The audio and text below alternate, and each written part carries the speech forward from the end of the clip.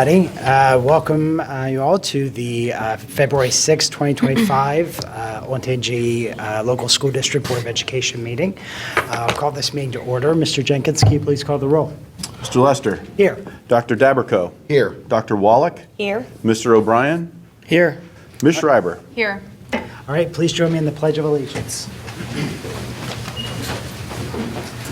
I pledge allegiance to the flag of the United States of America and to the republic for which it stands, one nation, under God, indivisible, with liberty and justice for all. All right. Don't believe we have any amendments to the agenda. Hearing none, can I have a motion to approve the agenda? So moved. And a second? Second. Any discussion? All right, hearing none. Mr. Jenkins, please call the roll. Mr. Lester. Yes. Dr. Daberco. Yes. Dr. Wallach. Yes. Mr. O'Brien. Yes. Ms. Schreiber. Yes. Dr. Daberco's voice is about 2 octaves lower today. Less questions. Yeah. Sorry. All right. I'll have a relatively brief president's report. Just one note, as we've been talking over the past couple of years about the levy and that we had last year, and as we're thinking about next year, a big part of that relates to the state budget. And so you may have seen that the governor laid out his funding priorities for the year. There's going to be a continuing discussion that goes on here over the next several months with the legislature and the governor as they're laying out. It was heartening to see that they, had that he had fair school funding in there. Still some work, I think, to be done there in terms of the cost sets and other stuff that we may want to see as a district in that, but that's going to be a continuing discussion. What I would really encourage everyone in the community to do is to be aware of these issues, to go out, look at them, to try to understand how this impacts your schools. I know we're going to try to continue to highlight this at board meetings so that everyone sort of understands exactly how it's progressing through, and as we're continuing to have discussions with our various legislative partners, we'll try to keep the community as up to date, but there's a big part of the community just being informed and trying to work through that. So we look forward to that continuing discussion and the way that it will impact us as a school district, and that will also impact what future levy needs look like as well. So with that, I think we had a facilities committee meeting last night. Is that right? I'll take this one since Dr. Daverco's voice is a little gone. But yes, we had a facilities committee meeting last night at Shanahan Middle School. One of the main things that the facilities committee is focusing on in these next few months is determining essentially what to do about Shanahan Middle School. It's a great building. My daughter goes there. I have another girl who's going to join there next year. So, the quality of education obviously is just as high as any of our other schools, but it's obviously got a different character as a building than our other buildings. So we did a really extensive tour, went through all the hallways, went through some of the back areas, the maintenance areas that I don't know what to look for, but thankfully we have some really great people on our facilities committee who do know what they're looking at when they're looking at, the heating and ventilation systems and things like that. And Mr. Gordon was there and obviously did a really great job guiding us through and giving us some updates as to where there were additions and where the renovations have happened and what may be necessary, what definitely is necessary for the near future and what may be necessary if we want to keep Shanahan for the long term. But part of that's going to be the long-term project of the facilities committee will be assessing the building, assessing district needs for the next 20 to 40 years, I think was what we discussed with enrollment projections, and then making a recommendation to the board about what to do with Shanahan, whether that be renovate, whether that be build another middle school adjacent to Shanahan and then using that land for parking or, sports or that sort of thing, or even potentially renovating it for other purposes, such as the Olentangy STEM Academy or other academies, and Oasis to give those students a little more room, and giving more room here for administrative offices to expand to the academy. But there's a lot to consider when it comes to what to do, and even though I don't think any of us will be here 20 to 40 years from now, we still have to plan for that, and we have to look forward to what the community's needs may be. People ask us all the time about cost savings, and one of the biggest ways we save money is by employing Jeff Gordon. Districts across the state sub out for bazillions of dollars people that can do what Jeff does in his sleep, which is know everything about every single building. When we're walking through, it's like, oh yeah, that brick was manufactured in Nelsonville and installed here.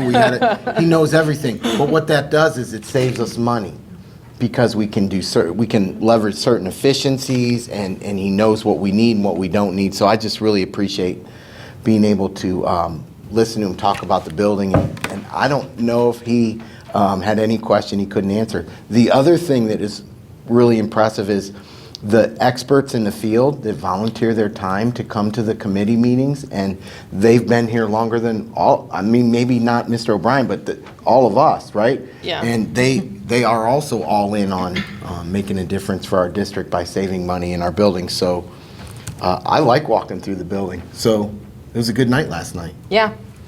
I'll just use that as a quick plug for our board committees. We really are very fortunate to have a lot of people that are dedicated to schools and bring special expertise that join our board committees.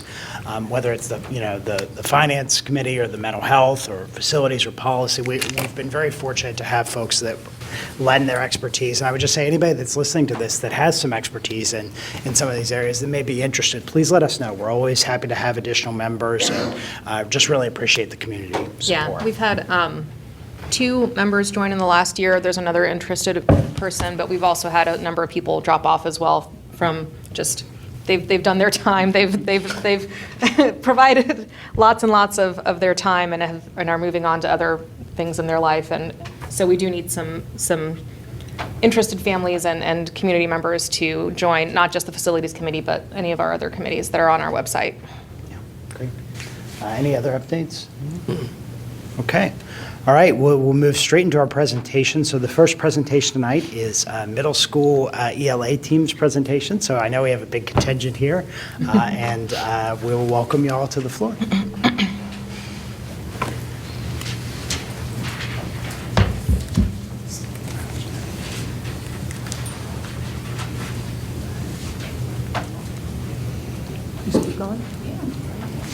All right, that's us. We really wanted to start by just saying thank you, especially to the board for giving Olentangy teachers a voice to showcase some of the amazing things that happen all across our district and so many people's classrooms. We were fortunate enough to go to Boston to the National Teachers Conference there and connect with other educators that teach English and share our ideas here from Olentangy, and to also make connections from all over the world. So we're really happy and excited to show you that tonight.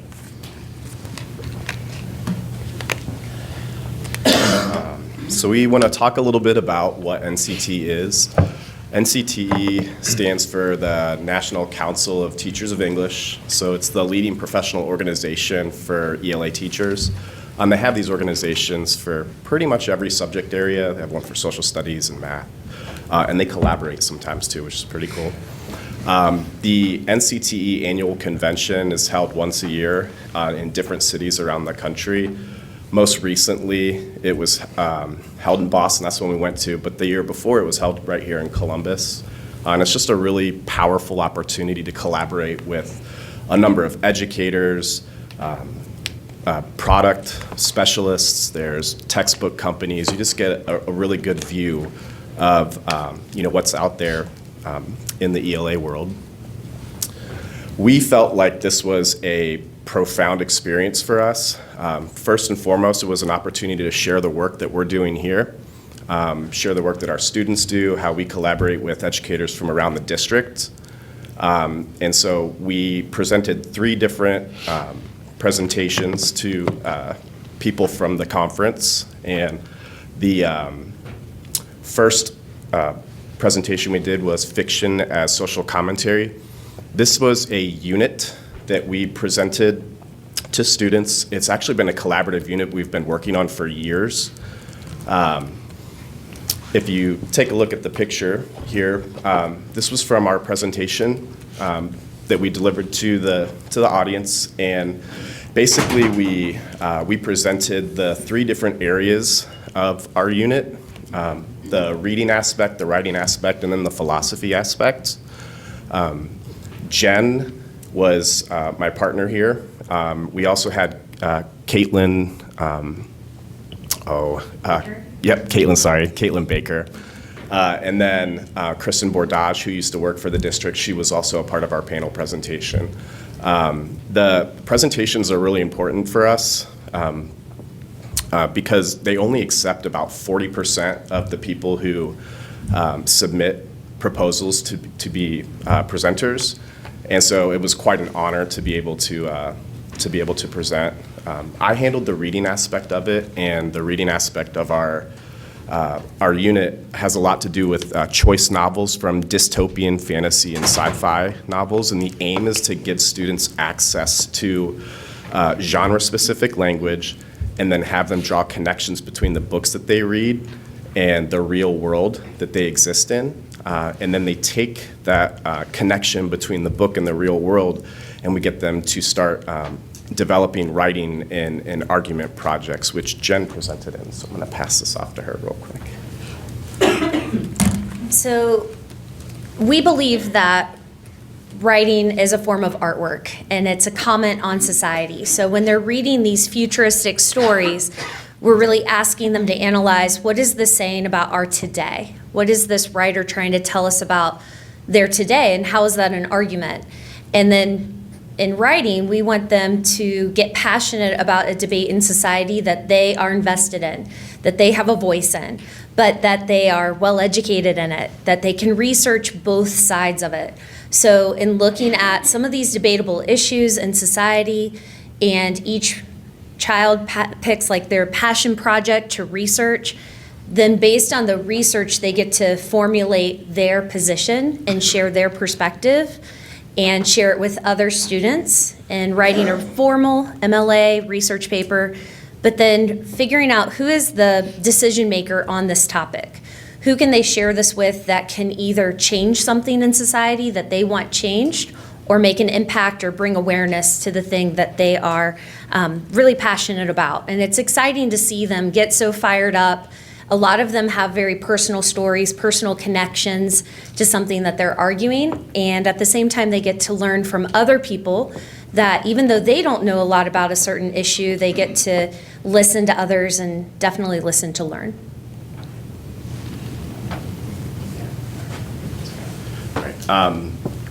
So we were asked to talk about the impact that this presentation had on us as educators, and I wanted to point out that the first thing was just the value we find in sharing the content that we create and the reach that it has. We gave a survey to the members who attended our session.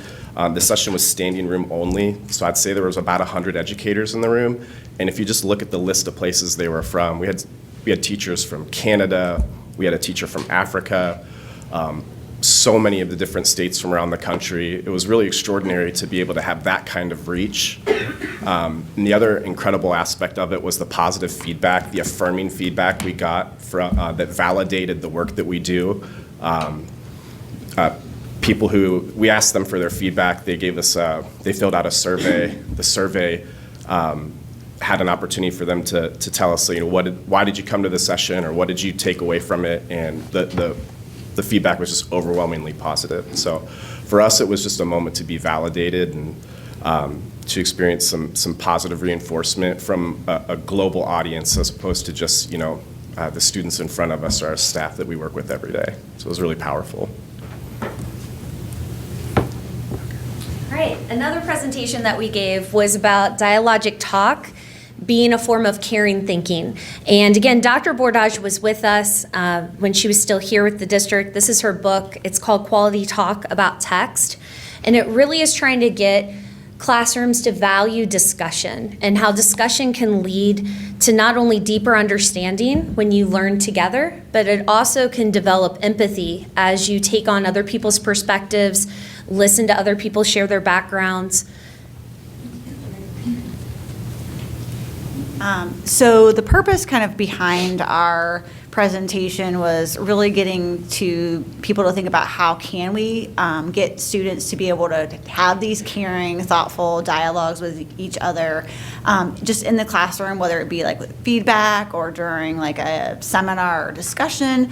And there were really like 4 key takeaways. It was kind of cool because we're all at different were different roles and different buildings, and we all kind of came up with these same things that we all found. And really, the environment is the biggest piece in order for the kids to be able to have these quality discussions. Is you have to create an environment that is safe for them.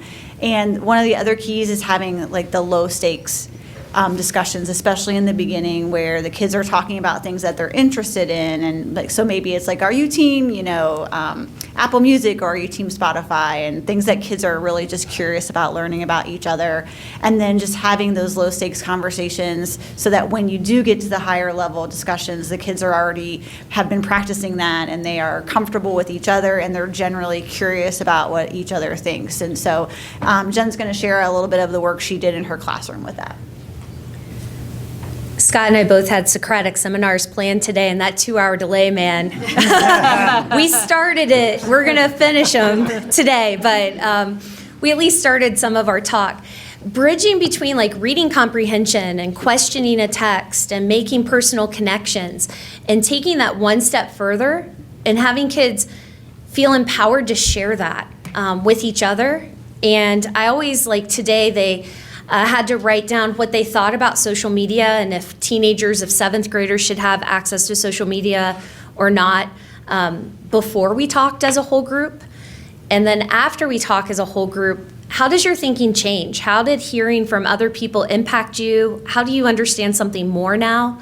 It really does build into that factor of curiosity and also honoring each other's perspectives. You don't have to agree with everyone, but you should definitely at least give them a chance to hear them out and to try to understand where they're coming from. This is a picture of one of the reflections one of my kids made, and I underlined a few parts, but I love that she said she realized that she isn't the only person that worries about having to talk in front of people. I told them today I was really nervous about coming here tonight, and they laughed, and I was like, but is it important? And they were like, yeah. She also went on to say that she's learned that she's the type of person that doesn't consider other people's ideas, and that she needs to start honoring that. And I think that's a win in our society for sure.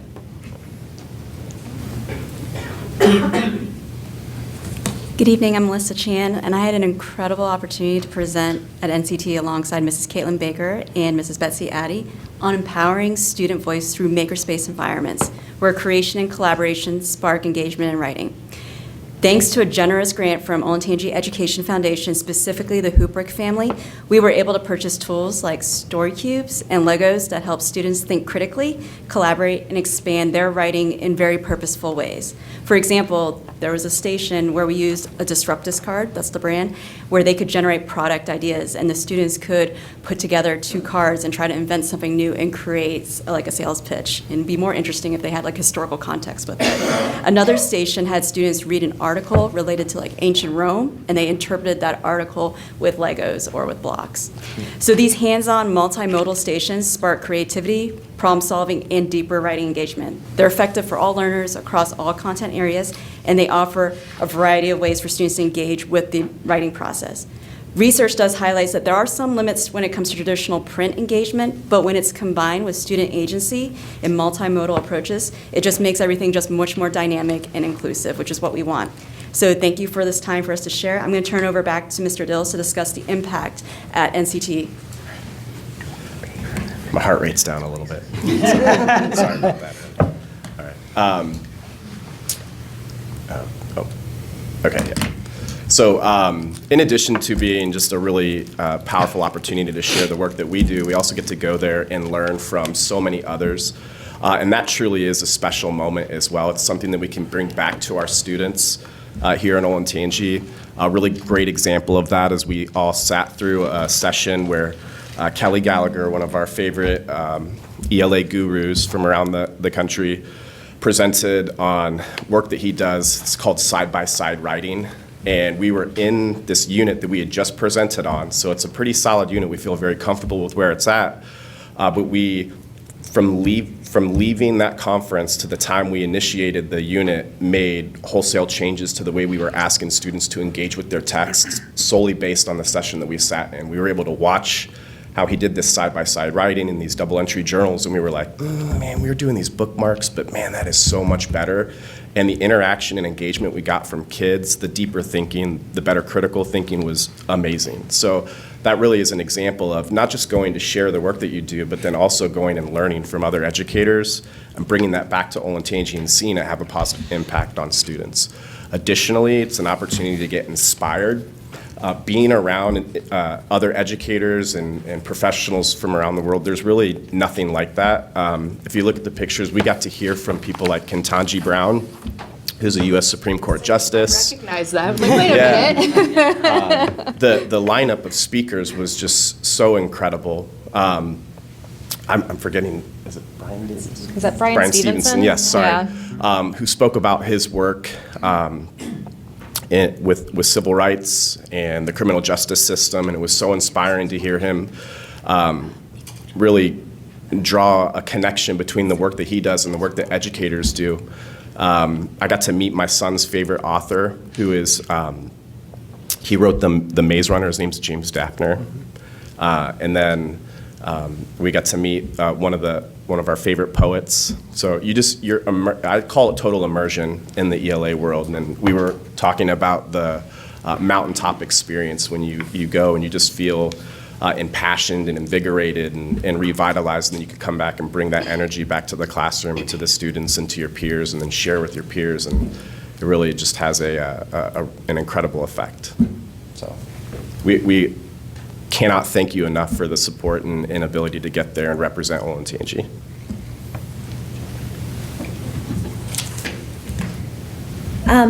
Again, this was so empowering and affirming that Olentangy really does, at least in our opinion, have some of the best teachers. We are just representing a small part of teachers here tonight, but we do want to thank you for that opportunity to kind of encourage us, to ignite us, to get our passion back, and to come back and to share it, for sure. So thank you. Thank you. Any questions? Go right ahead.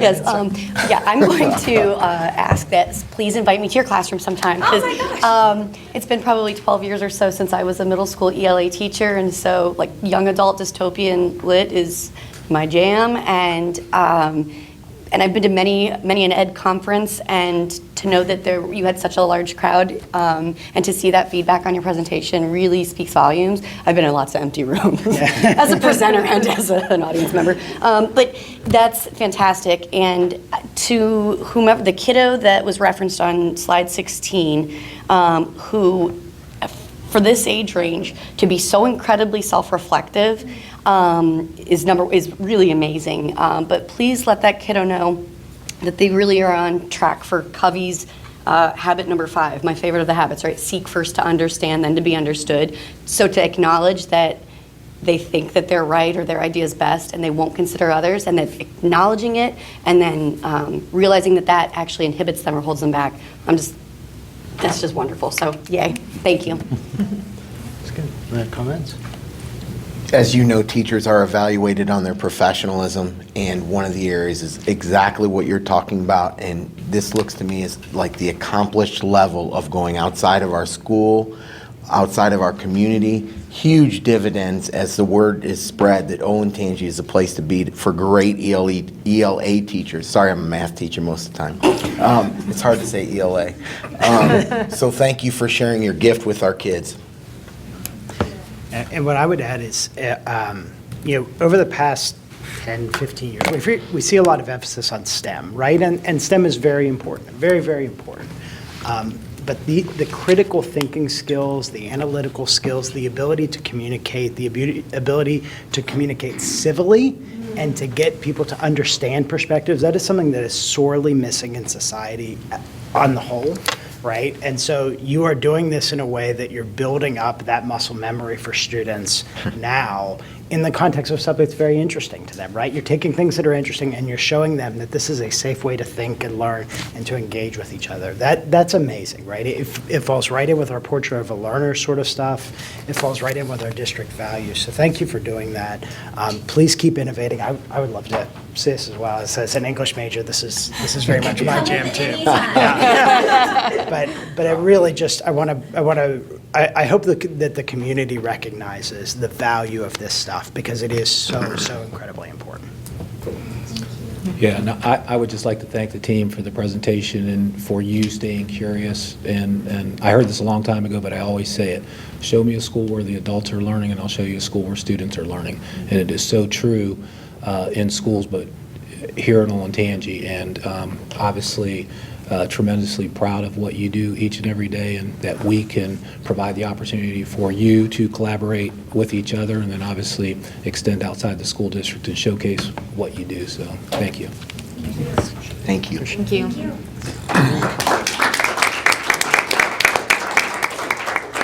All right, we'll move next. Our next presentation is our summer programming with Ms. Erica Boone.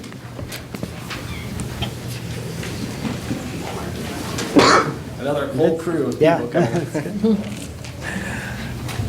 Good evening. Thanks for having us here tonight. I just want to say, again, like, that's really hard to follow. I just can't say enough about this group of people over here. Like, they are the real deal. Like, you can, and they have an open door too, I know that. You can always walk into their classroom. There's always something interesting happening. The kids are engaged, and I think what Mr. Meyer said about, like, just the curiosity and learning that our teachers have, it's hard to keep up with, honestly, because they have so many ideas and questions, but these folks track down their own, and I mean, you can't ask for more than that. So on to some more, hopefully, it probably won't be as exciting, but it still is exciting. It's good stuff. So, you know, as a district, we have a commitment to maximizing learning for every student, and it's the driving force behind all the decisions we make and the opportunities we try to provide students with. I have the pleasure tonight of kind of kicking off our presentation of our summer learning programs. I know it seems early for that, but we're already planning for summer 2025. In this overview here on the screen, you'll see sort of a robust a list of all the programs that we offer. And I think it's a testament to the district's dedication to ensuring that students continue to grow, they continue to explore, even beyond the traditional academic year. In this presentation, we'll try to discuss a wide variety of opportunities that have been developed to intervene, support the individual learning needs of students. These efforts of both administrators and staff seek to ensure that we meet the mission of facilitating maximum learning for every student. So we'll come back to each of these in the presentation. I have the pleasure of starting with summer school, and every year I do this, I just want to say thank you to the people who actually make summer school happen. We have two administrators, Karen Sidoti at Olentangy Academy and Dr. Jen Allward at Oasis, who really do the brunt of the planning for summer school. And then we have 17 staff members, at least last year, that help us out. And some of those staff members teach multiple courses, but a lot of them come back because they enjoy doing the work. You know, obviously, summer school is designed to meet the summer learning needs of Olentangy students. That means different things to different students. You know, we have students who are looking, you know, for credit recovery opportunities. We have students who are looking to extend their learning. We have all types of kids who are working in those classes. But really, when it comes down to it, we have two separate branches of summer school. One is through Apex. Apex is our asynchronous online content delivery platform. We offer a set of classes through that platform. The teachers who are assigned to those classes are monitoring the student work as they go through the program. They're meeting with students actually fairly regularly. If students need help, they're coming in, they're answering questions, emails, and really helping them work through those self-paced courses. And then the other set of courses are the ones that we create on our own. These are developed by Olentangy teachers, taught by Olentangy teachers in a virtual model. They're using Schoology, which all of our kids are familiar with, to help those students complete that coursework in the summer. And I think those courses are really impressive. If you look into there, they are really good representations of what happens, you know, throughout the regular school year in a condensed, more online format. Last year, in 2024, we had 690 students registered. Some of those students took more than one course, some of them only took one. That number, it continues to stay in between the 600 to 700 kids, which I think is probably going to stay there for a while just because College Credit Plus is also so popular in the summer now. So I definitely think kids who used to take summer school are now doing College Credit Plus in the summer. So this year, the dates, the dates aren't up there. Oh. I think they're on the last slide. Oh, they are on the last slide? Okay, they put them all on there. Okay, yeah. so they have the dates there of when it starts. I will pass it now to another program in the summer that is a little bit different, but Erica Boone from our gifted department will talk about summer enrichment. I personally think the summer enrichment experience is quite exciting. We have been offering this summer program for 9 years now. This summer will be our 9th, and it continues to grow and expand tremendously year after year. It's always interesting for me to see the course proposals the teachers put out every winter-ish, before winter break. We recruit ideas for new courses, and it's always fun to look through and sort and see which of these really will take off and be something that students will be interested in. It happens the first 2 weeks in June. Last year, we had 48 courses with 44 teachers. New courses this year that I'm excited to see what happens with. One is biomimicry, which I had to look up. I didn't know what it meant. But essentially, it's looking at nature and nature's adaptations to solve some of our problems, like Velcro. We have language courses in German and Spanish for younger students. We've had French for several years, and now we're adding in German and Spanish, which is something exciting. Kawaii comics, where students can doodle their own comics and write stories. And then we have some familiar favorites. Bots and Drones is back, always an exciting one. Coding for little younger students. Nature skills that takes place at High Banks. Our ninja class always fills up very quickly, and it will be back again. This is a self-supporting program, so any course that students sign up for is $125. They can register for an AM and a PM, and that AM, all 8 days of C will be the course that they're in. This summer, we are expanding to 3 buildings, so we've been at 2. Registration continues to increase. In 2024, last summer, we had 1,424 registrations. I don't know that it was unique students, but very many registrations, quite a bit, actually. So we will be at Liberty Tree Elementary, Indian Springs will be a new building for us, and then Hyatt's Middle School. In addition to our teaching staff, we have administrative liaisons that continue to say yes to this and come back, and I think that that's a true testament to why it continues to grow, because they are dedicated to making it better year after year. So we welcome back Kimberly Vetter, who is a math specialist at Wyandotte Run, Linda Crandall, social studies teacher at Liberty High School, and Kathy Boone, our high school gifted coordinator, to continue to make the program what it is. And with that, I don't know, are you next? I think so. All right. Thanks, Erica.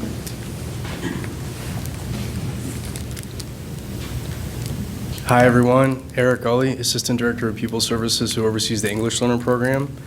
I'm going to talk to you about our EL Summer Program. So the purpose of our program is to provide additional instruction for our English learners. It happens for 3 weeks in June. It equals out to about 33 hours of additional instruction. And this is for our students who are at that beginning level of English, who've been in the country for less than 3 years. Last year, about 350 students were eligible. About 100 students attended. A lot of our families do travel in the summer, so we extend that invitation to everyone who is eligible, but we do average about 100 students in K through 12 as far as attendance. Last year we surveyed our families for the first time, and happy to say we got 100% positive feedback out of 27 responses. This year in 2025, we have 370 students who are eligible. More students will be coming in and registering between now and the end of the year. Those students will be eligible too, as long as they meet that criteria, less than 3 years in the country and at that beginning level. We do hire about 22 ELAs, 25 EL specialists, and then we have 2 amazing administrative liaisons. Liz Weingard, who's the AP at Shale Meadows, she was also an EL specialist in Dublin schools. And Bobby Borders is our admin liaison for secondary, and she's an EL specialist at Berlin High School. Thank you. Thank you. Thanks. Turning it over to Stephanie.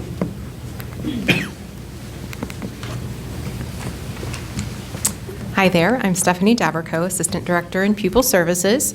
I'm here to share information about extended school year, or we say ESY, we have an acronym for everything, right? ESY services.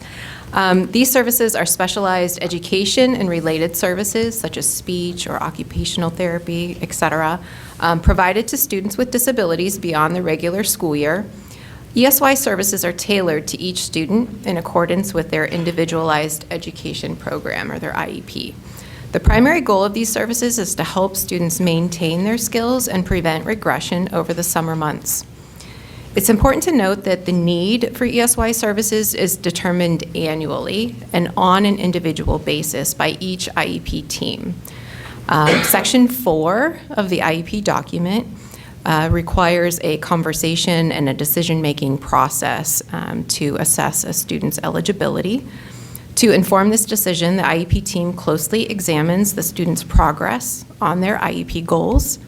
We analyze this progress report data, particularly the data from before and after breaks, such as before summer and after summer, or even before and after winter and spring breaks, to determine if the student has lost or is likely to lose critical skills without continued support during the summer months.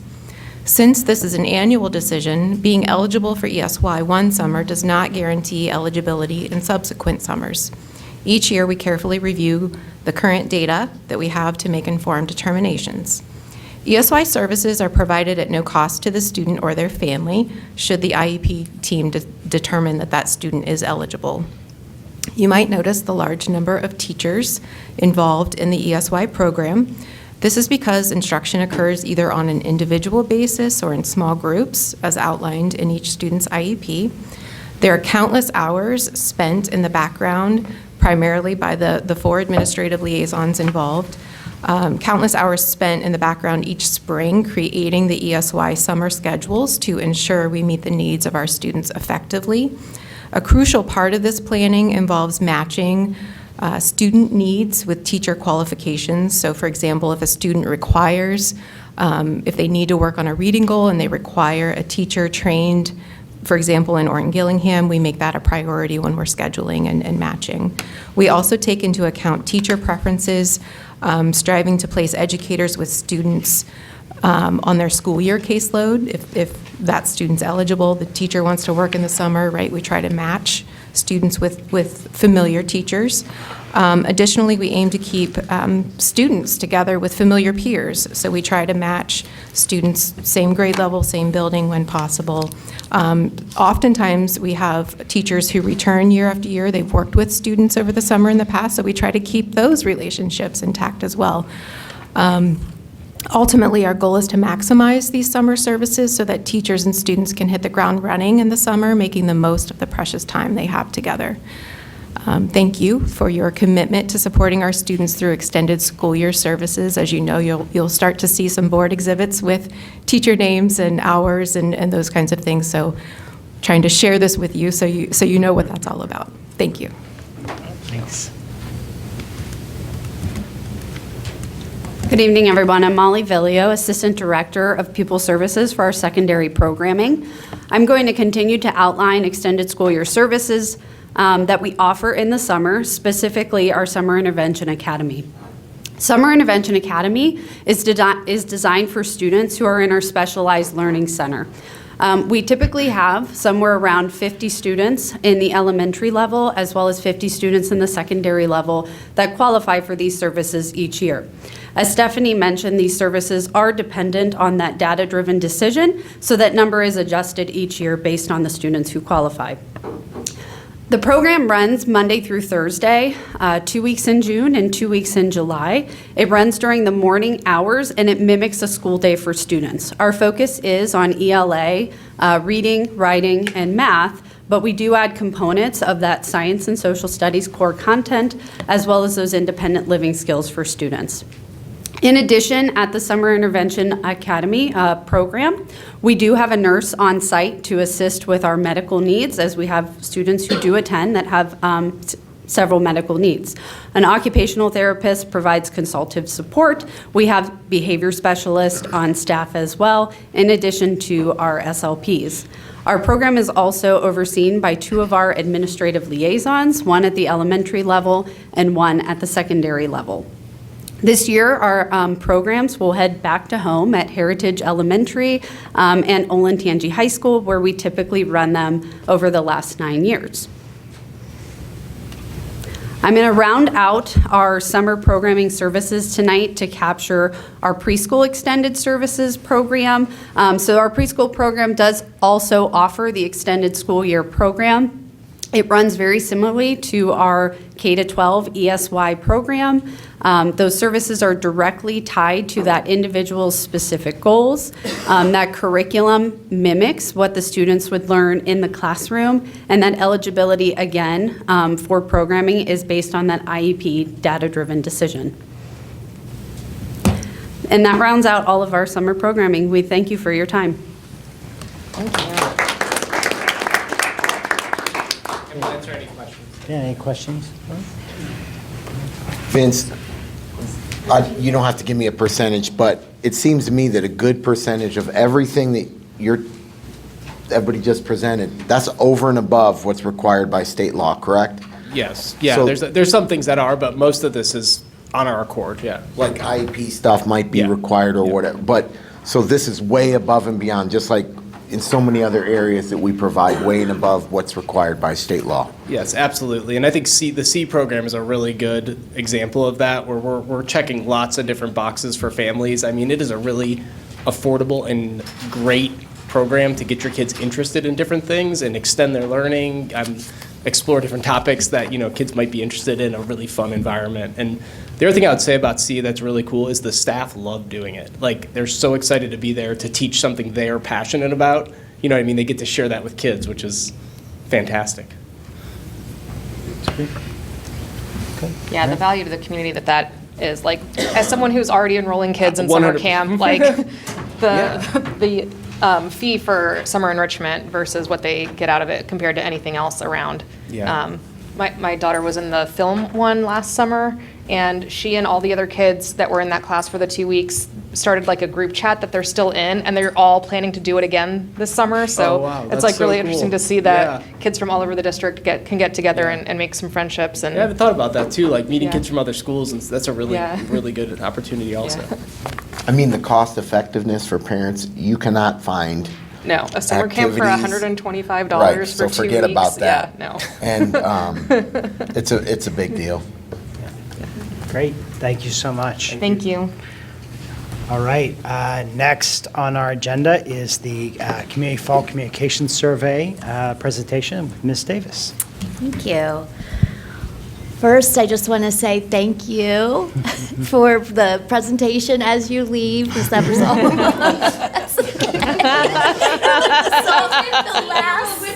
The last standing teacher. No, really, thank you so much. I had a tear in my eye at the passion and care that you and your teammates put forward. So I just wanted to say that while I had an opportunity. I have a feeling you could look in a lot of classrooms. 100%. Thank you.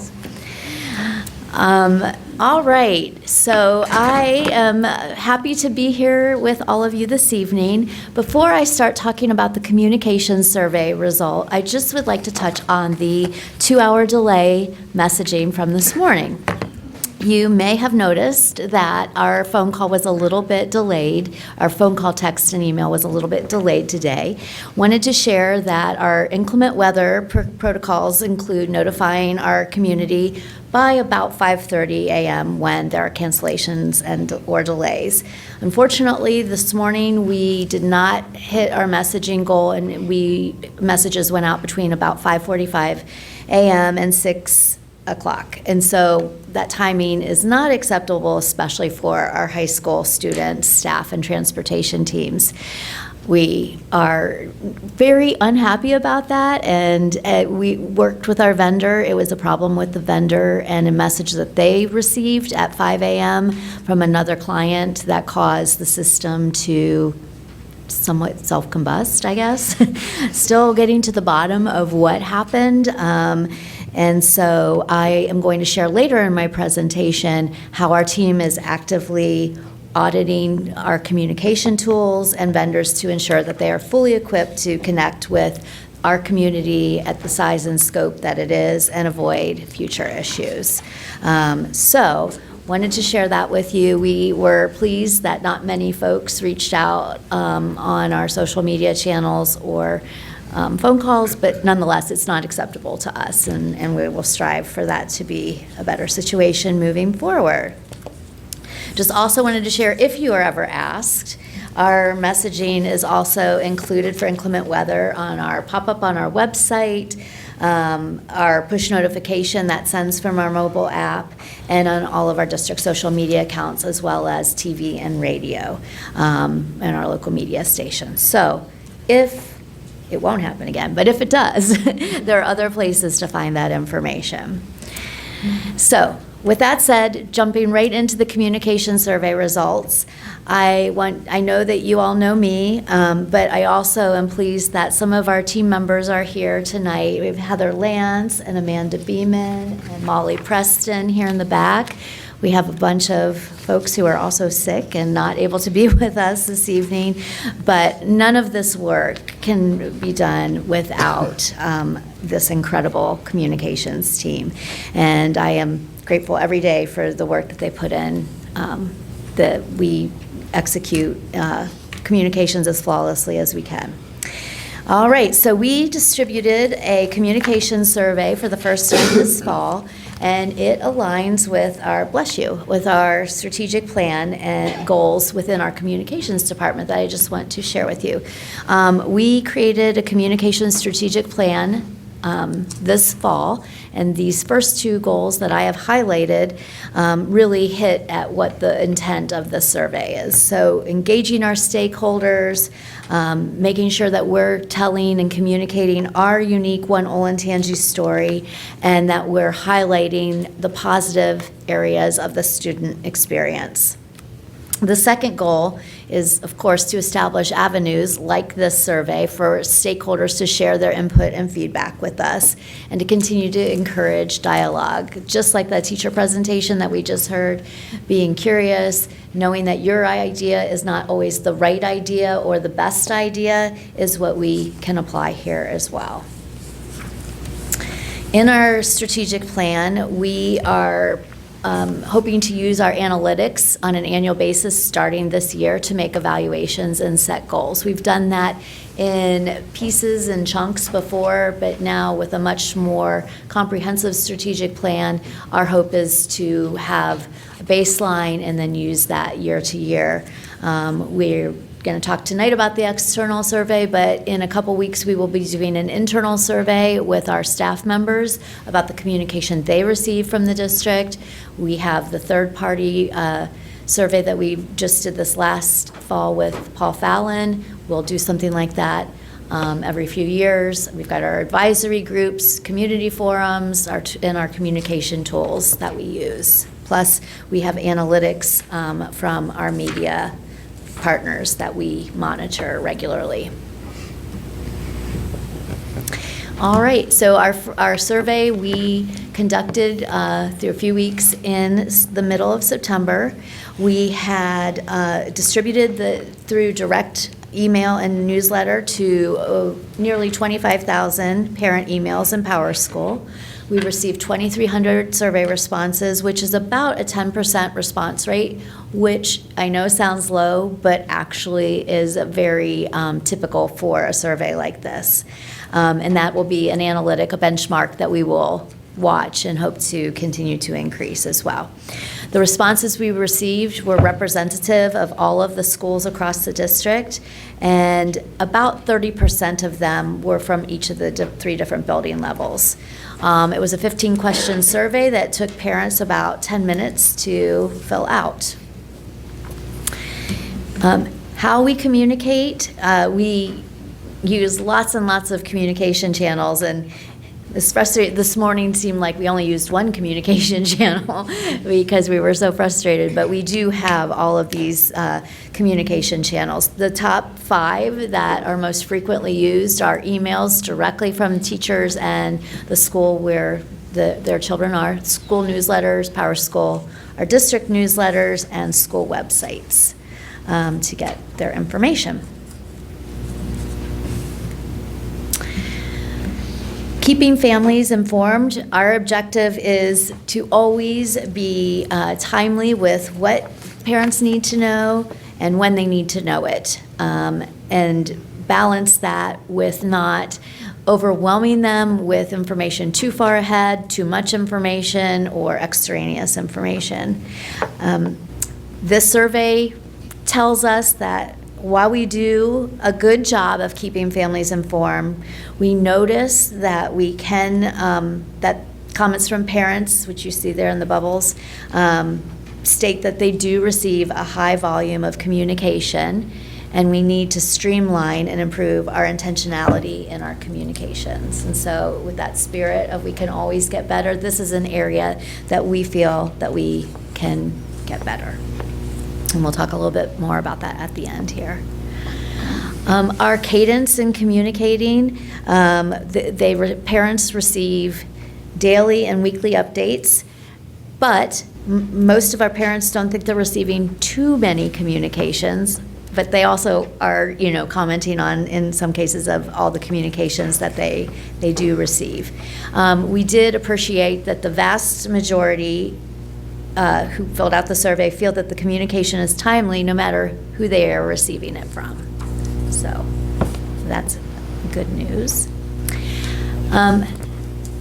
The preferred cadence, parents of how often we communicate, parents indicated that these metrics are in line with of what we do with what they would like to, how often they would like to receive messages. We are taking this data to inform our next steps, which we'll talk about at the end again. All right. Here are some quotes from parents. We kind of highlighted some of the key points, the themes that we heard consistently across the board in the feedback we received. People would like consistency in sending messages from week to week. So if we're going to send a Friday newsletter, it should always be a Friday newsletter. If it's going to be a Sunday night newsletter, it should always be a Sunday night, and so on. Consistency across teams and grade levels. I think as we get into the secondary level, there are parent frustrations on, one team might have communicated one way in sixth grade, and then the seventh grade team communicates completely differently, and so on. So that overall is something that we want to help bring to our teaching staff so that they know where some of the pain points are for parents as they navigate multiple kids and different teachers and teams. And finally, I think one of the best things that we could share back that we heard about cadence is parents want to hear from their kids' teachers. That is definitely what they're looking for, what they're seeking, and what a great problem to have, because parents are engaged. They want to know. They want to know what the teacher's thinking, what the teacher's doing, what's happening in the classroom. And that brings me, of course, to this statistic. Who do they want to hear? From their teachers, from their schools. Not so much us, which is totally fine. They want to hear from us when they absolutely need to hear about those high level things. And so that's really going to help us address our cadence with our district newsletter and things like that. Obviously, the teachers in the schools are the best people to hear from as a parent, because these are the people who have the closest connection with their children. And then effectively engaging families. So the factors that affect being satisfied with our communication are influenced by the clarity, directness, frequency, and content, which is no surprise, but I think it always bears reminding to all of us that, especially those of us who love our words, it's very hard sometimes to cut out extra words, but it's important to remember that we want to get a clear message across.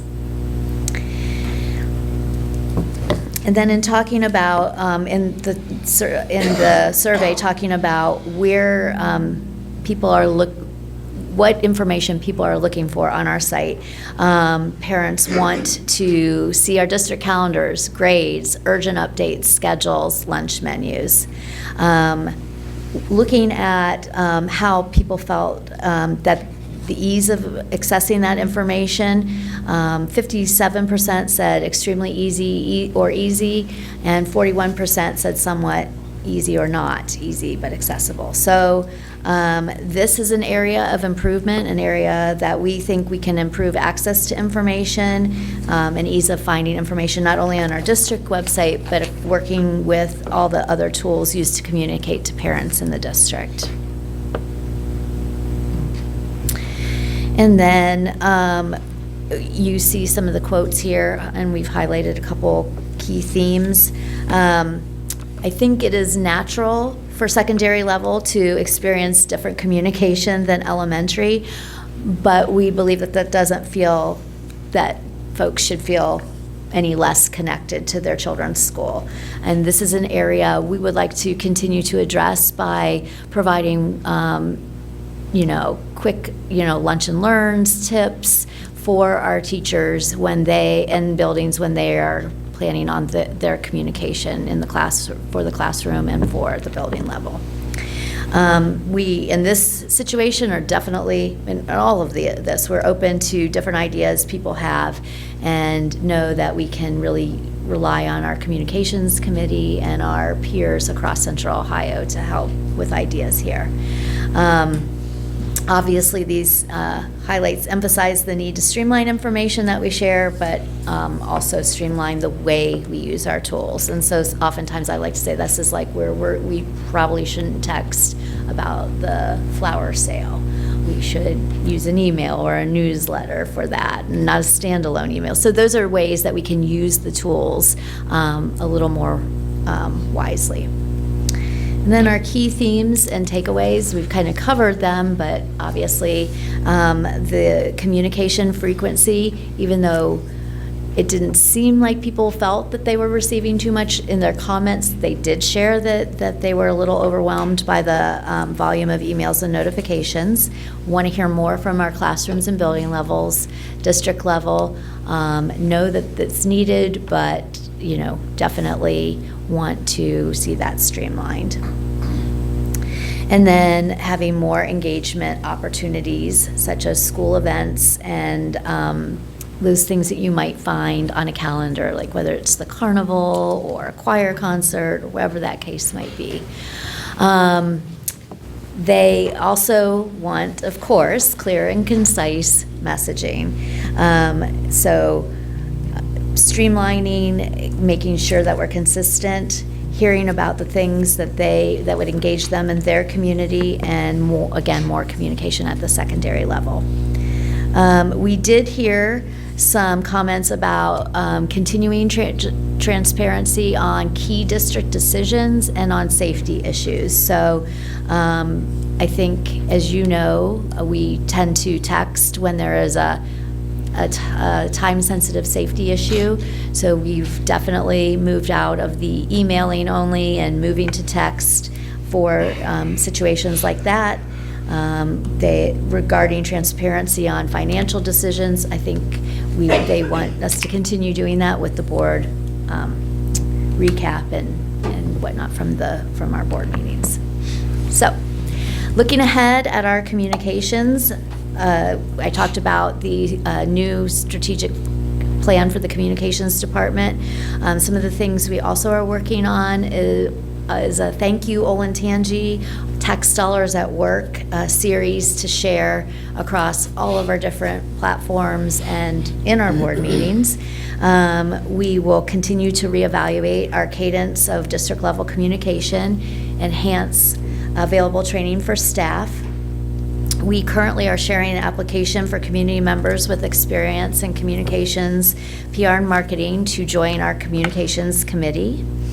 And as a side note, I know some of us have talked about having a communication for non-parent residents, and that also is something that we started this fall, and we have over 200 residents signed up for that. And our next communication will be electronically next week, will be to share the PAFR that went out in the mail this past week, and the state of the school's event notice. In our communication tool audit outcome, we are looking at a vendor called Parent Square to provide mass notification, increasing our family engagement, meet parents where they are. So parents will have a more robust system with Parent Square.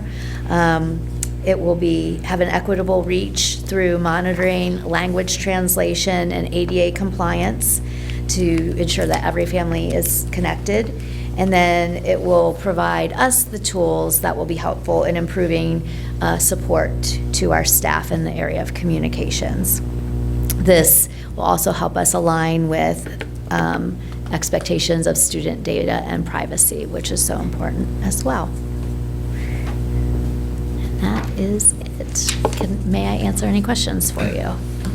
Any questions, comments? So some of this probably goes out to other departments as well, right? So like having to work with the building level, even potentially like a website. There was a comment about the difficulty in finding information on the website and things like that. So I assume that, some of this, it's not just the communications department, but it touches on a lot of different areas in the district. I think that's what the survey really helped us talk through and discuss ways that we can provide better support to our departments and to our buildings on best practices and tips when communicating.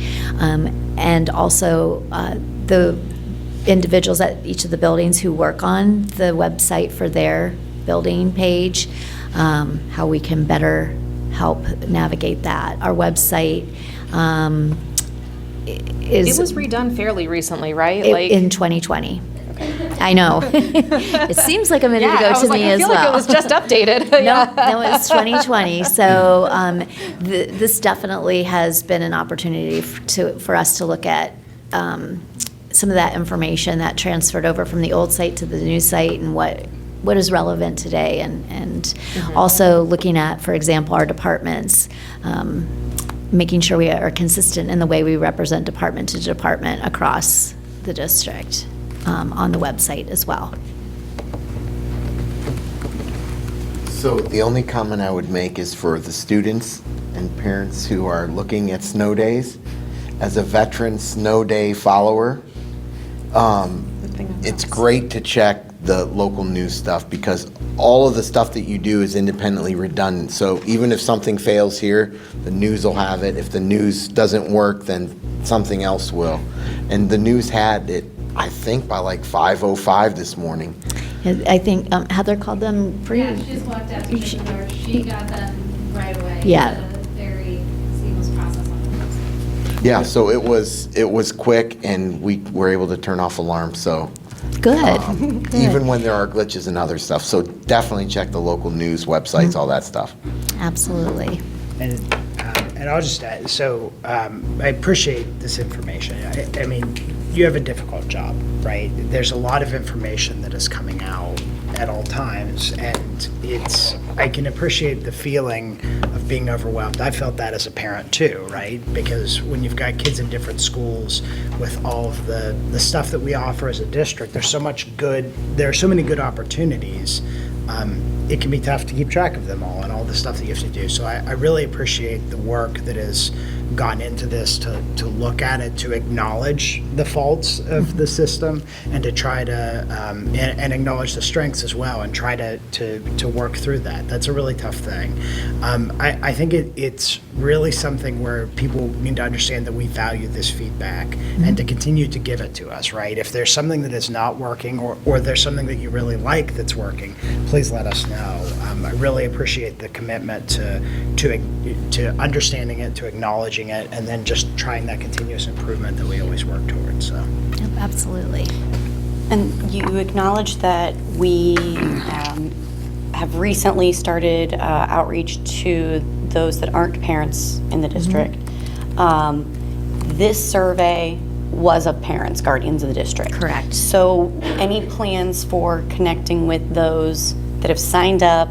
I've heard some sort of informal feedback that they're happy to be receiving, for those that are not parents or guardians, they're happy to be receiving information, but they actually are hungry for more, I think. So I didn't know if there were any plans from the communications department to gather that feedback, gather any feedback from Sure. the stakeholders who are not parents or guardians? I think that through this just being a few months into communicating with that group electronically, they are still getting the in the mailbox quality profile, the PAFR, the back to school information.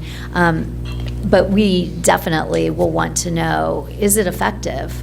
Is it the information they want to know? If it isn't, what do they want to know that we're not sharing with them? So, absolutely.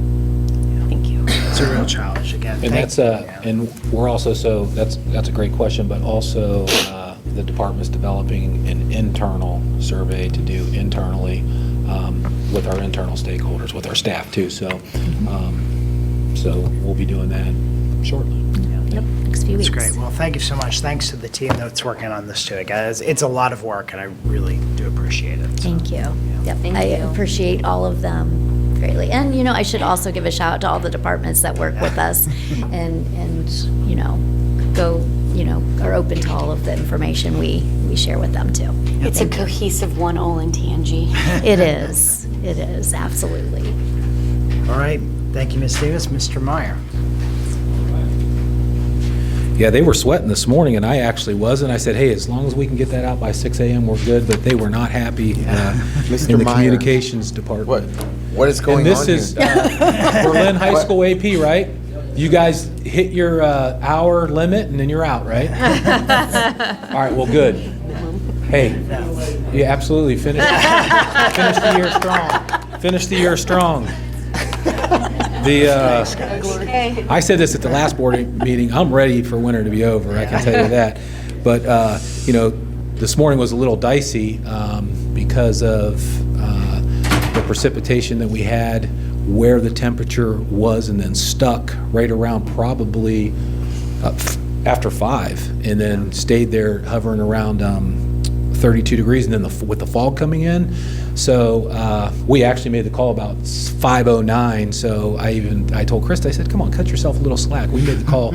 we typically want to make it by 5, so it was 5:09. But obviously, and I tell people, I said, we basically do everything to communicate except knock on your front door. So there are ways to find out, but We actually did in our communications, sorry to interrupt you. you're good. In our group text, we said, maybe we should actually be knocking on doors. Yeah. The team was ready to go out and start knocking on doors, but, that's just, how much they care about communicating efficiently and effectively. So sometimes when technology doesn't cooperate. No one has the TV on anymore for yeah. the scrolling by. Absolutely. But I want to go back. This was the first day of school. It is, that seems like yesterday, and here we are. We had the 100th day Well last into week, the, right? 100th day and well into the third 9 weeks. That was the first day at Peach Blow Crossing Elementary with our newest elementary, 17. The kids were so excited to ride the bus, wait there to get into their new school, but that was You look so young there in that What's that? You look so young in that. Before winter. I know, I've aged, it's like dog years, right? In a half year, I've aged so much. I have right? to say, Right. I have to say, I was zooming in on the picture and I was looking at the kiddos in there, and we always talk about the growth of Olentangy, and I moved here very intentionally with my family. We came from about 2 hours away from our hometown, and there's some kids on that bus whose mother I graduated with 2 hours away from here, who also moved here. Who also moved to Olentangy. So that her kiddos could go to Olentangy as well. So Yeah, awesome. And I do want to take the time to thank the communications team and the entire district, really, because you're right, communications, especially in a district this size, is very complex.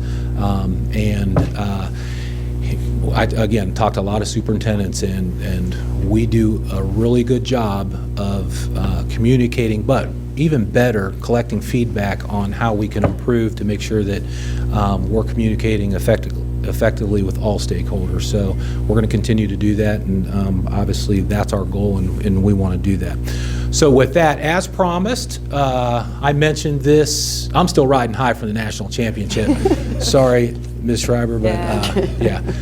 Next year's another year. But we talked about the number of Olentangy grads who are in the Ohio State Marching Band. So here is a picture. So at the celebration, we had a parent that was able to capture almost 22. I think there's over 22. So pretty much all of them in that picture during the celebration. So again, we have great bands in the district and provide great opportunities here at our middle schools and high schools, and then obviously afford these students the opportunity to participate at the college level. So I'm sure that they had a great year and a great run through that playoff run.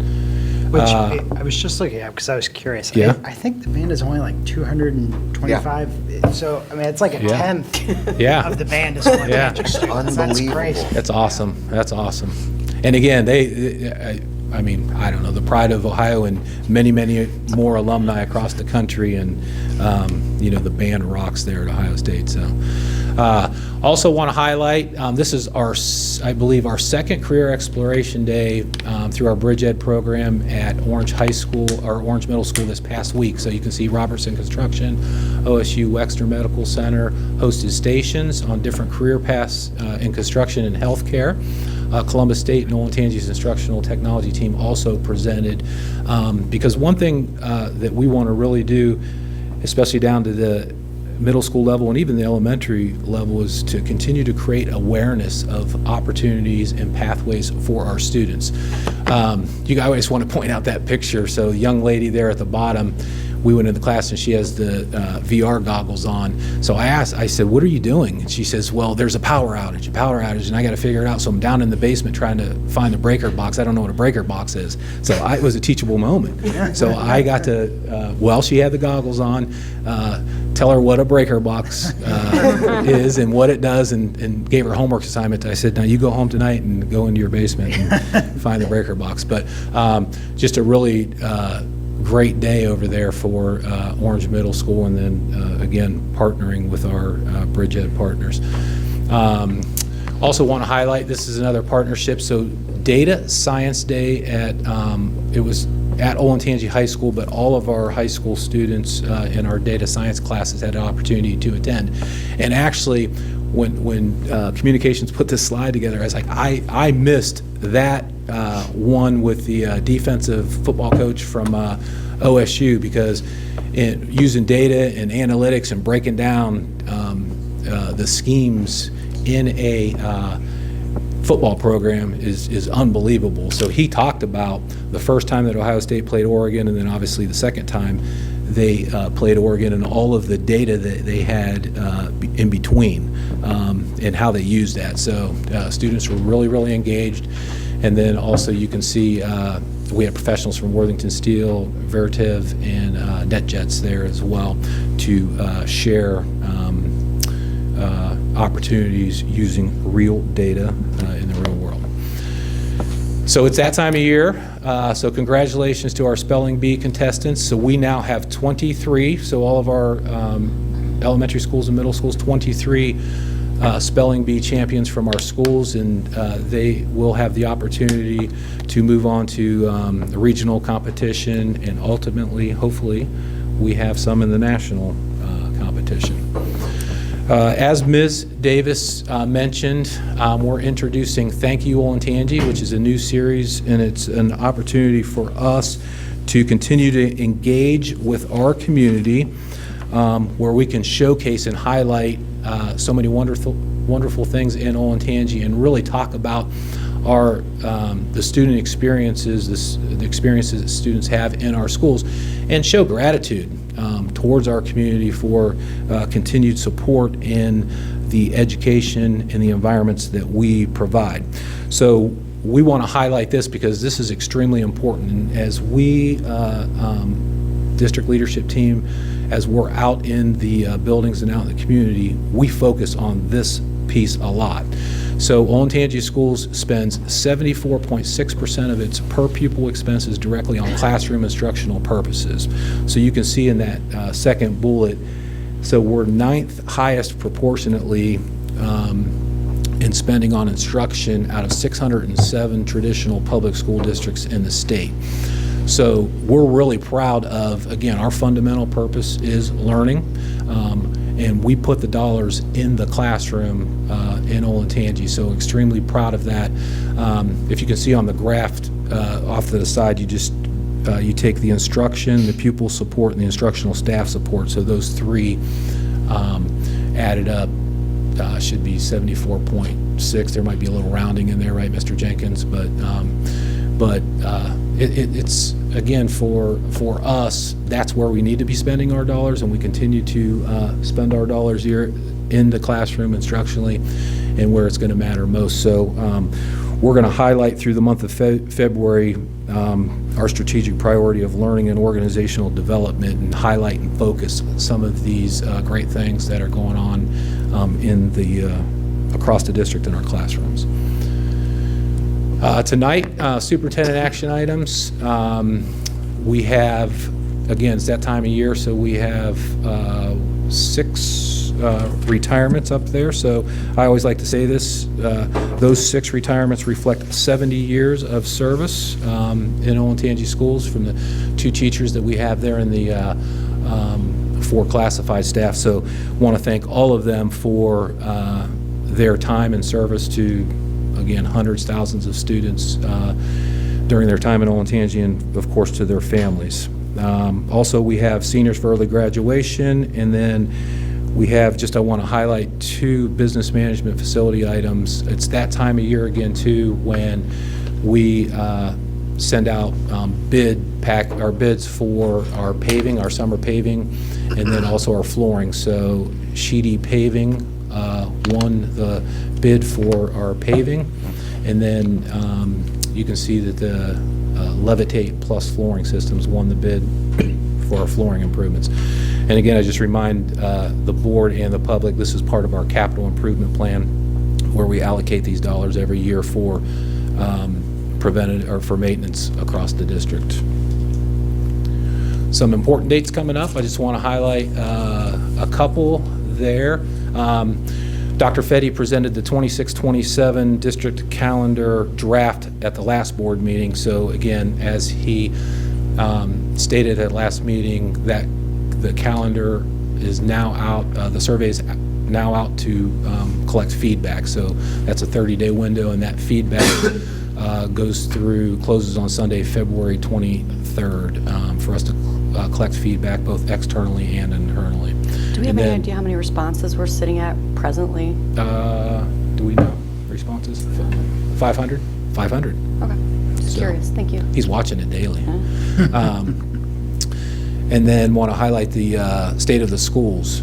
So again, that's a great opportunity for us to showcase a lot of great things going on across the district. So that will be at Olentangy High School on Wednesday, February 26th from 6 to 7:30. And then we will be right back here at our next Board of Education meeting on February 20th.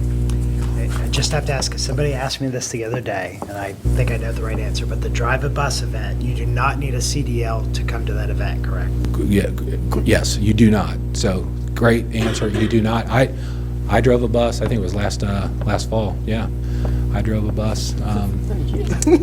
Yeah. So you don't need a CDL. We will. You can come, and if you like it, we'll put you on the path to get your CDL. Yes. Sounds good. All right. Any questions? Good. All right. Thank you, Mr. Meyer. All right, Mr. Jenkins.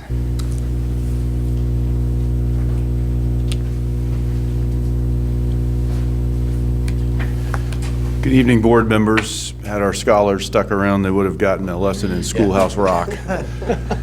We'll get to that in just a minute.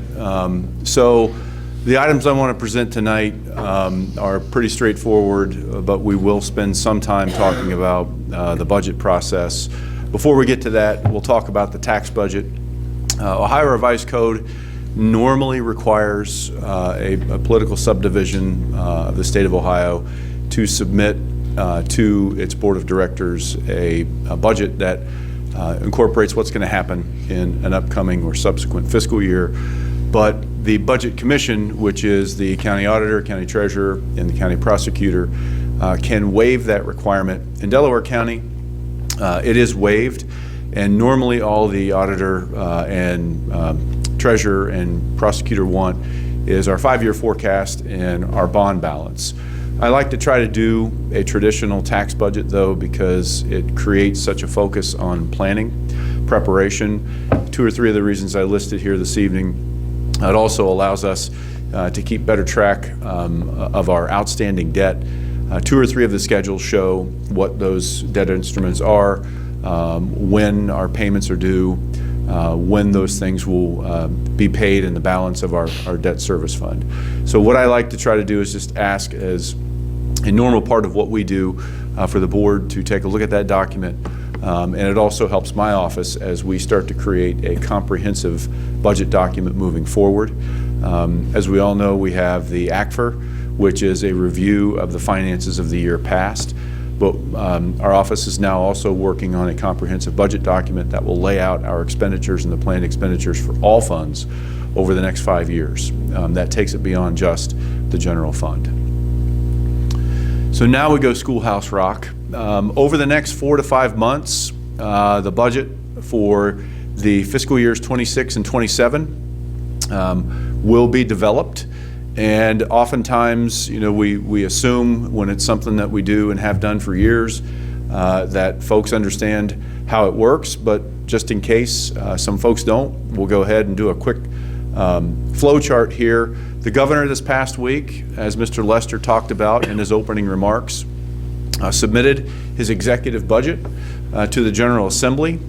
That is then quickly turned into the Legislative Services Commission will work with the Ohio House, and we'll put a bill number on that bill. For example, the most recent budget bill, the one that we're working under, was House Bill 33. I don't know why and how they decide it's 33. It would seem like it should be 1, but it isn't. In fact, it's often different numbers, so who knows what this one will be. The House will then take a look at it. They will normally decide that they don't agree 100% with the governor's version, and so they will turn it into what's called a substitute bill. Substitute meaning their different drafts, amendments, and other things that they put into the bill makes it different, hence it is substituted for the governor's original draft.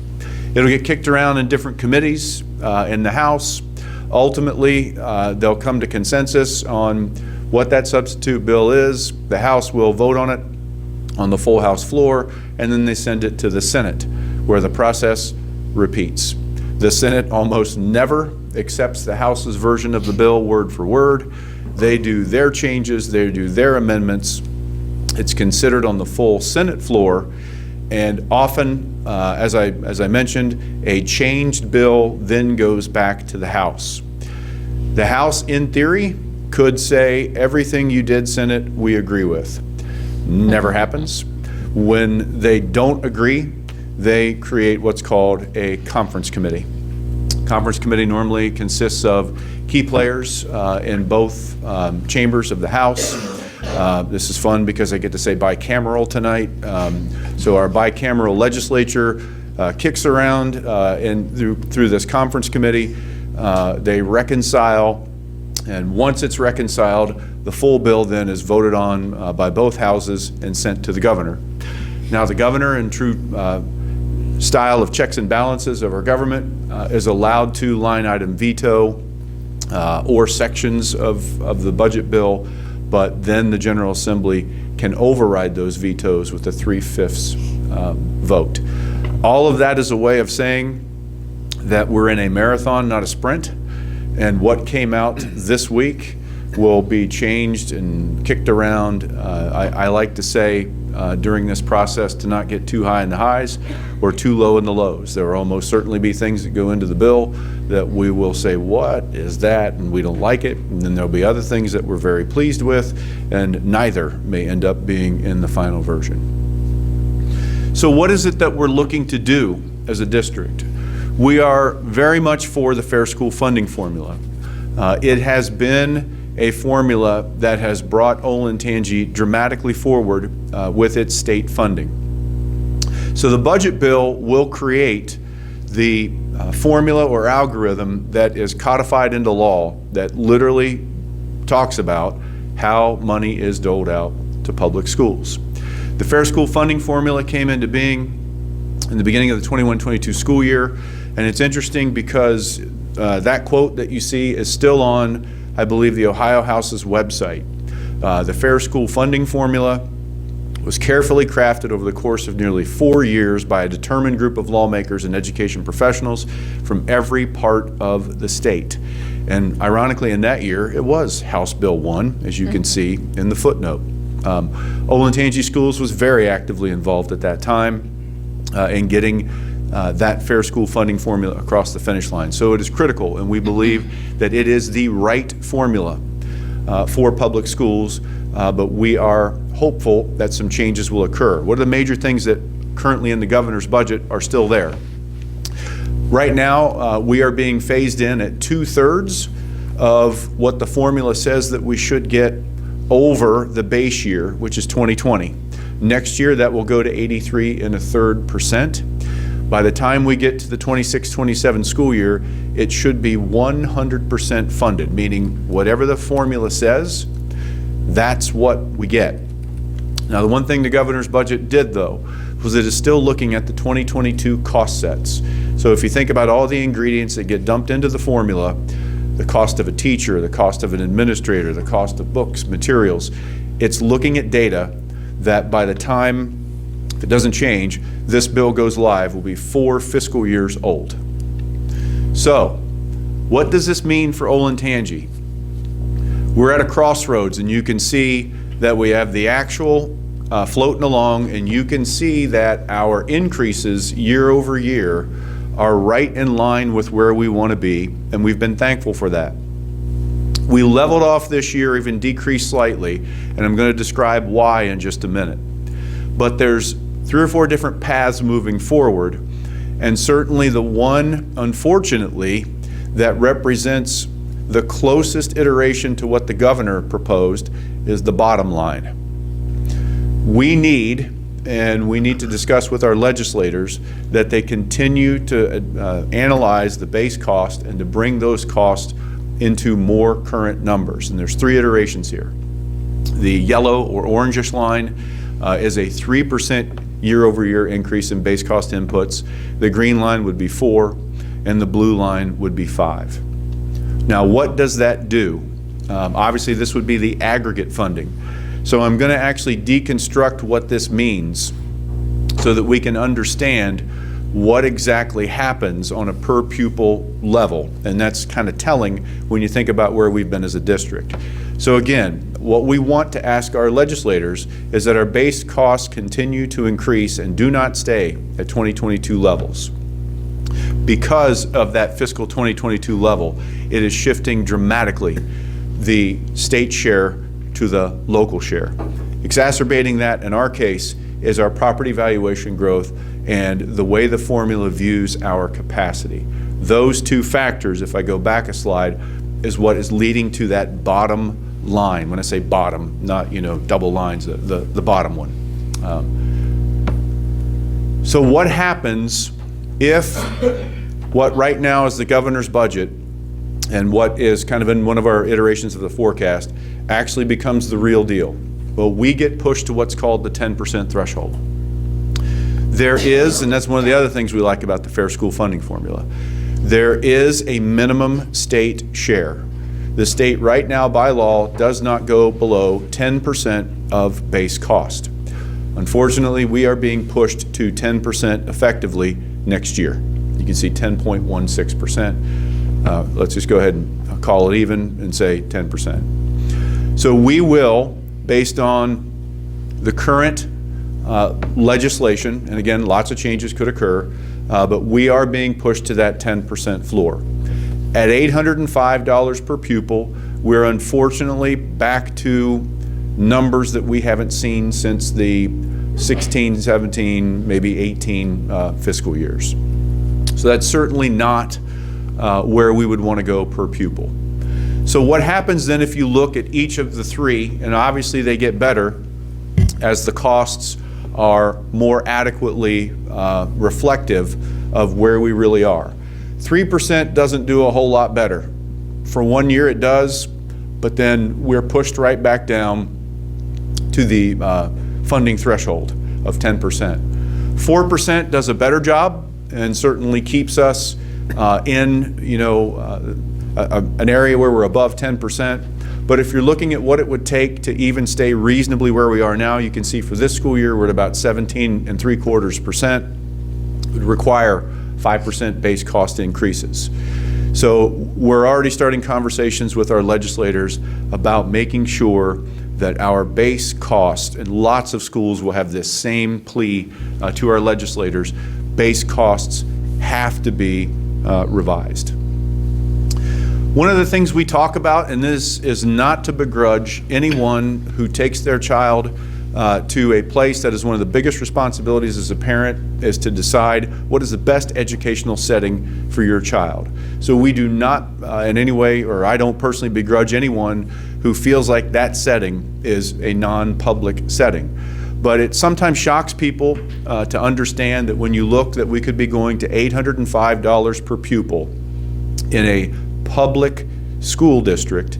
If you look currently at the levels of funding that are given to, on the one hand, you've got some guaranteed funding sources of public dollars that go to non-public schools. And those two sources of funding are called administrative funding and auxiliary funding.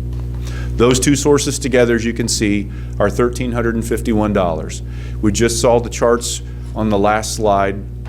I would love if we can just stay at $1,351. I would love us to be able to just get what non-publics can get in those two sources of funding.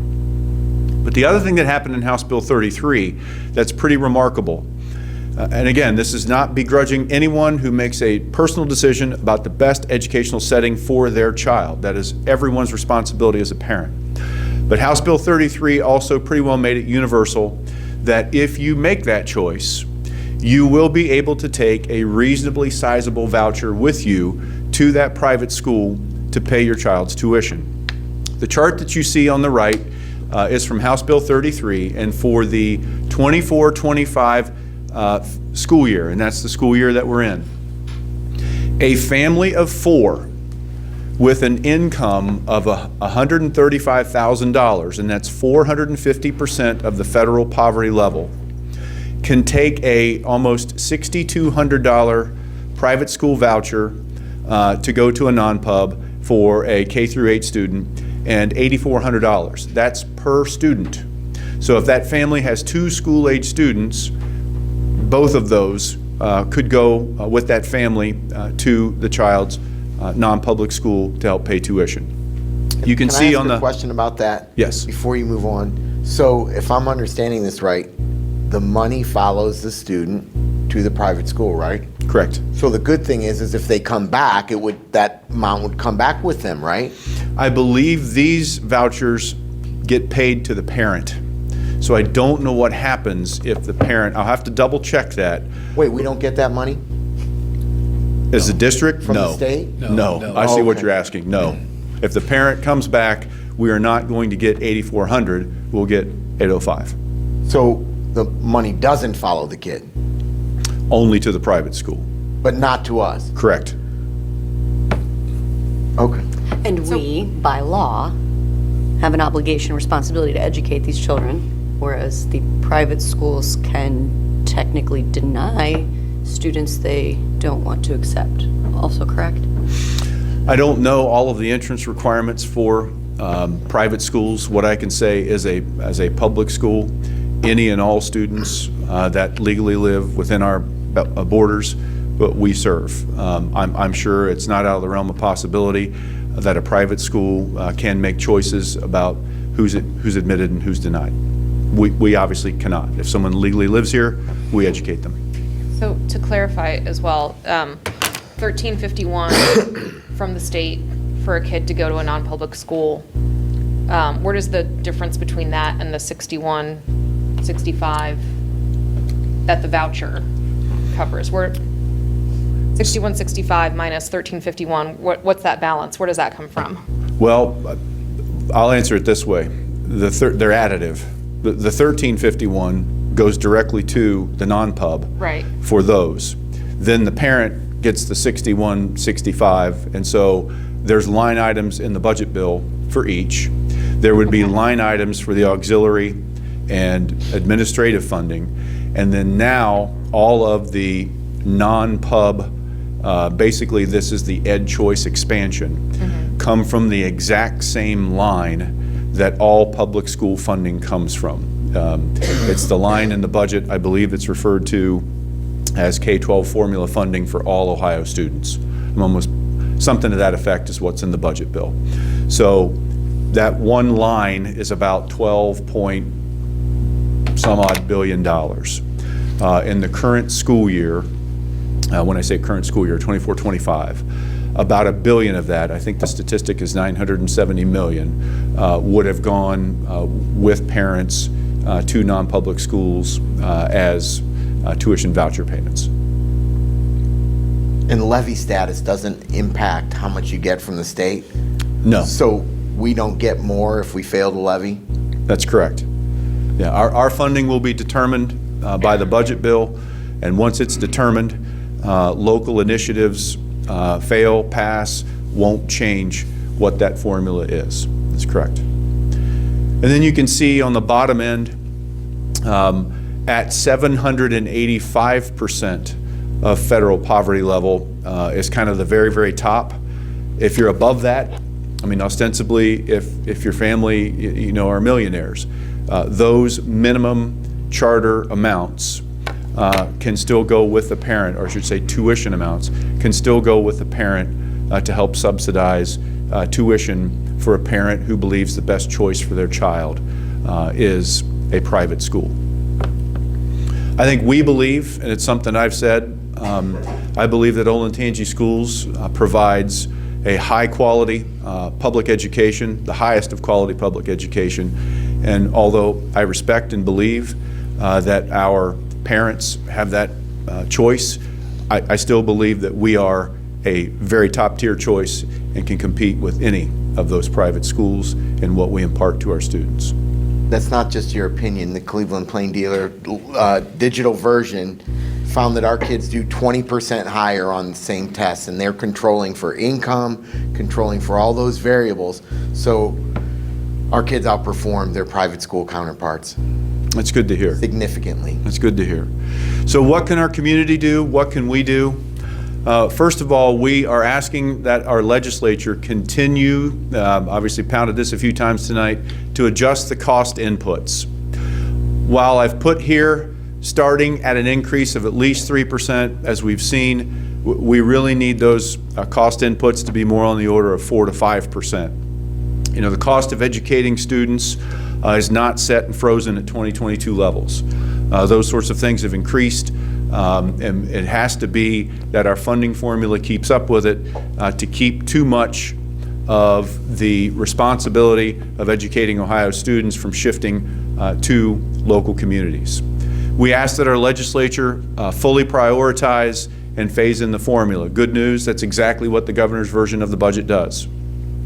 It will take that phase in to 83 1/3% next year and 100% in the 26-27 school year. Again, the 26-27 school year, though, is 1 year beyond this budget cycle.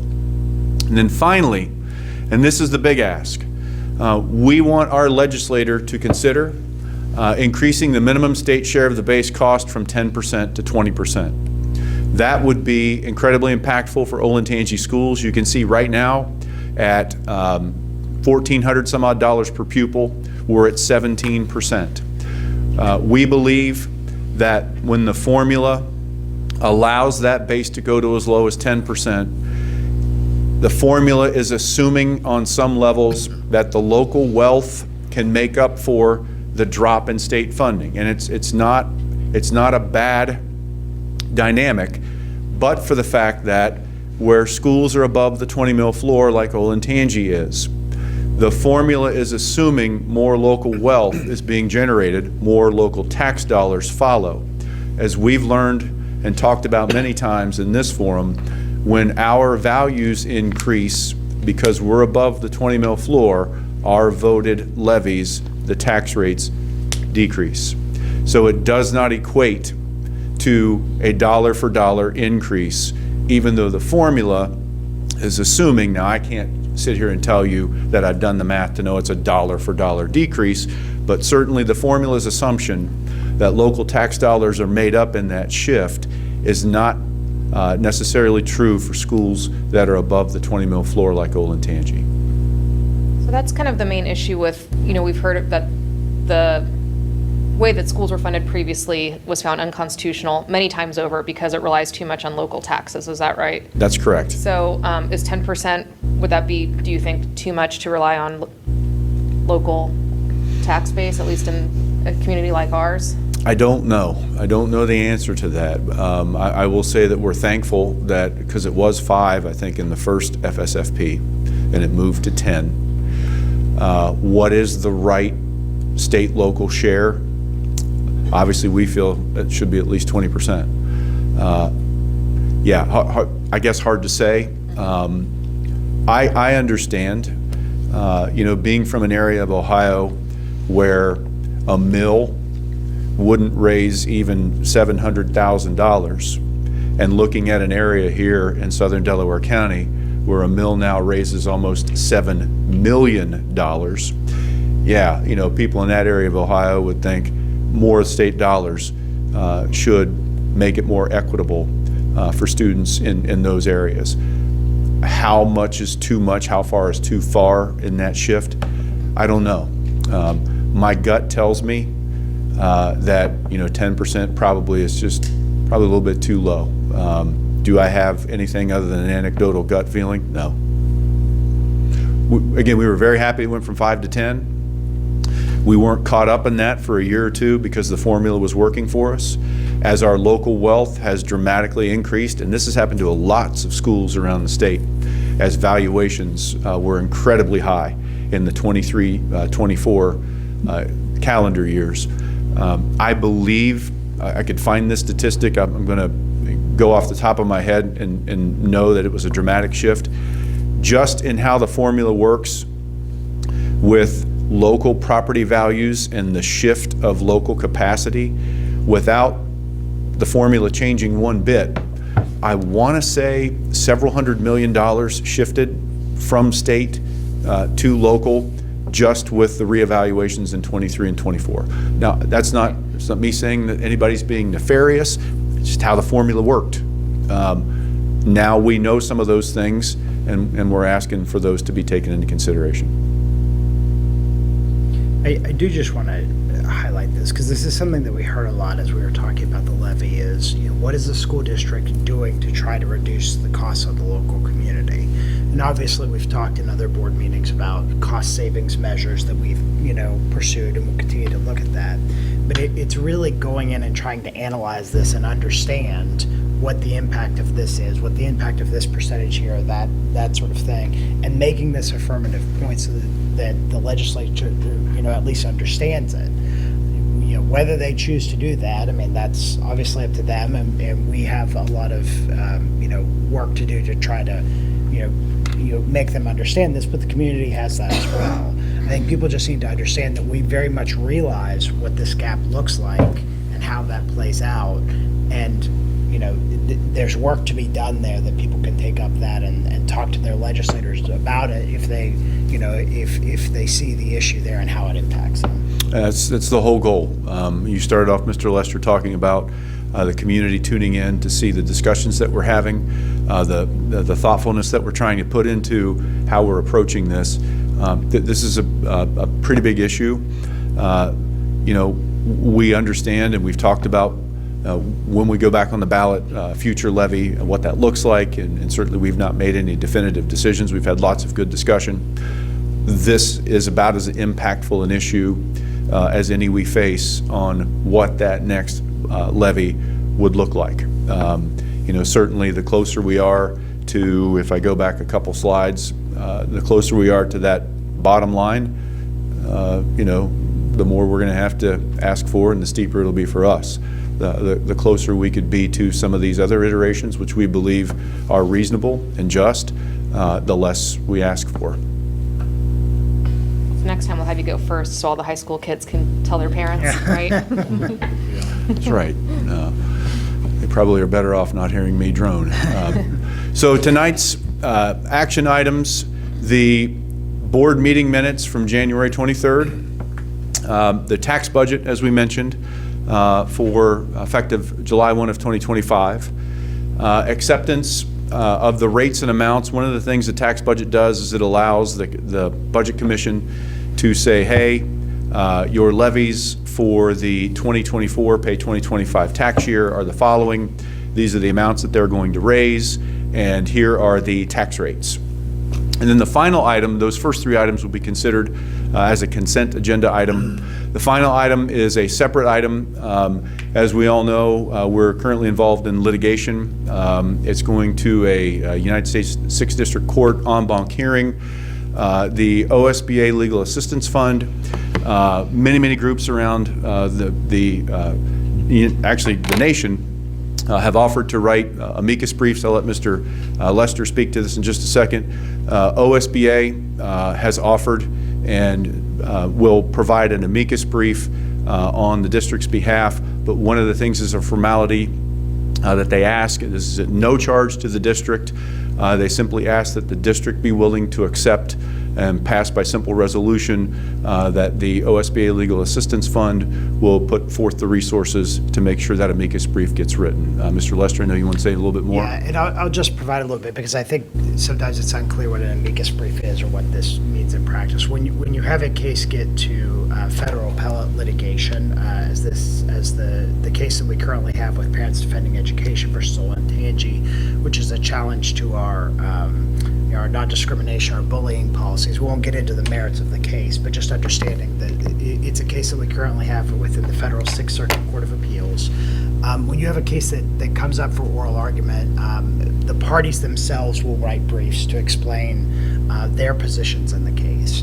And then you can have what are called amicus briefs or friends of the court briefs, where interested parties, people that may have some sort of perspective on the case that they believe that the court may benefit from hearing, whether it's some other impact that may arise or something else, they can write those briefs, and then the court accepts those, and then we'll consider them, give them whatever weight that the court determines.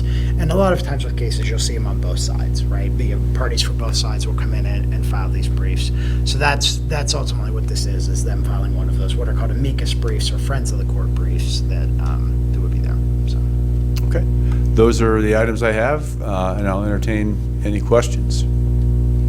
I'll just say that I want to reiterate just how beneficial it is. These presentations that you give, where you're able to break down a lot of these really complicated subjects and provide such a clear explanation for the community on it.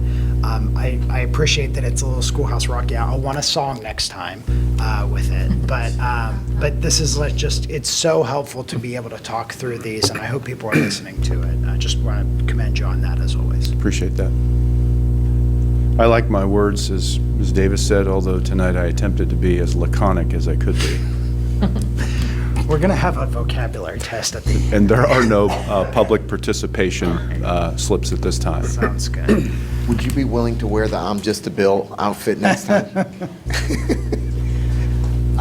All right, well then, if there are those, let's see. We do not have any board consent action, so there's just placeholder.